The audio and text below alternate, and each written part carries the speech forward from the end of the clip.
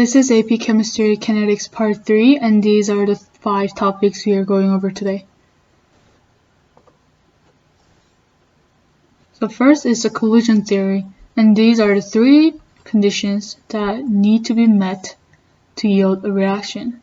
So you cannot start the reaction without getting all these 3 conditions.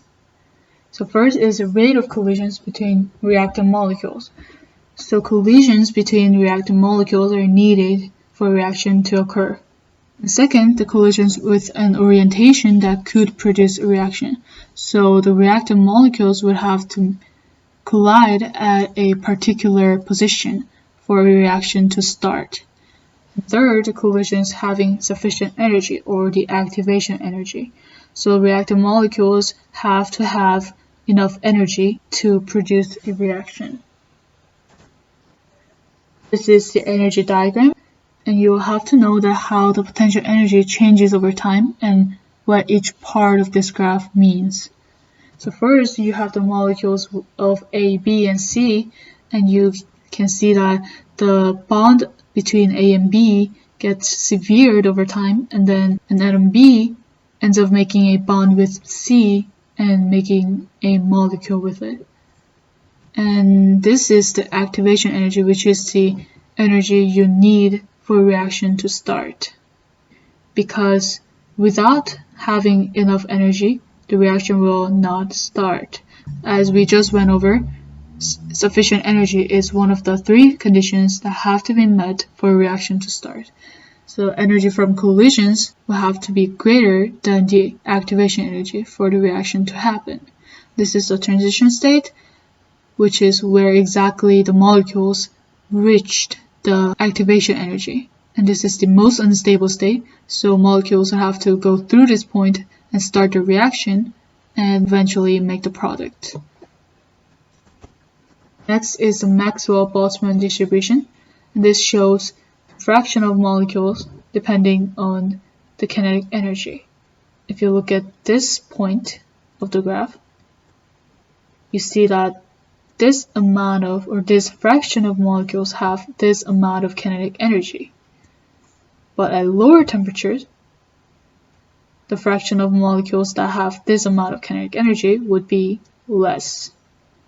So you can simply think of this as just at higher temperatures, more molecules would have higher kinetic energy.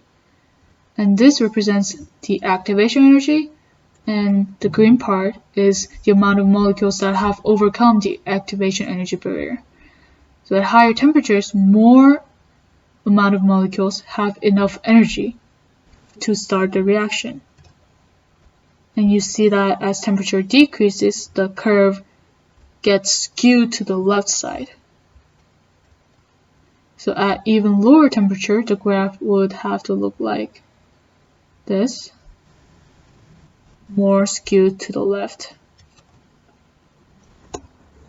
Next is the activation energy, which is the amount of energy that is needed for a reaction to start. The rate and activation energy are in an inverse relationship, because if the activation energy is large, the rate would be slower because more energy is required for the reaction to start.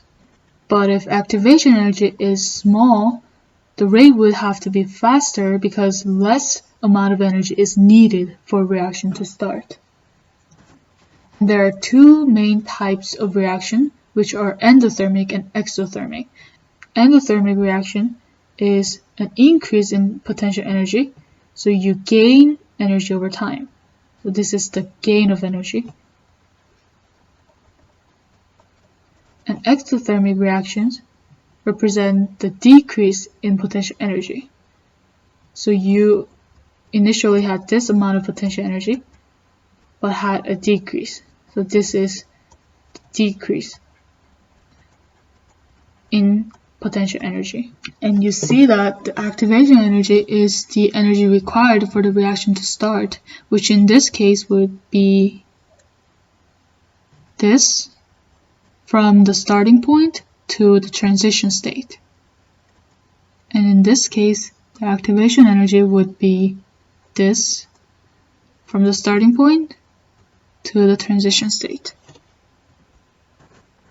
This is the end of the video, and thank you for watching.